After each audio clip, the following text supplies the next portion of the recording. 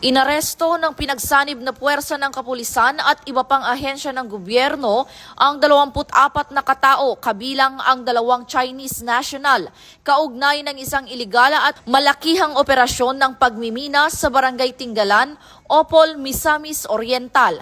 Pinangunahan ng Police Regional Office 10, katuwang ang Presidential Anti-Organized Crime Commission, Mines and Geosciences Bureau at lokal na pamahalaan ng Opol ang operasyon na nagresulta sa pagkasamsam ng mga heavy equipment at mineral ores na nagkakahalaga ng humigit kumulang 30 milyong piso.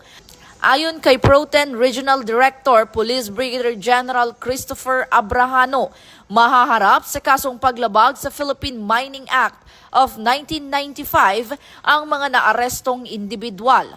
Ang matagumpay na operasyong ito ay patunay ng maagap at magkakatuwang na aksyon ng PNP sa pangangalaga sa likas na yaman at pagpapatupad ng batas. Alinsunod sa advokasya ng bagong PNP para sa bagong Pilipinas, serbisyong mabilis, tapat at nararamdaman.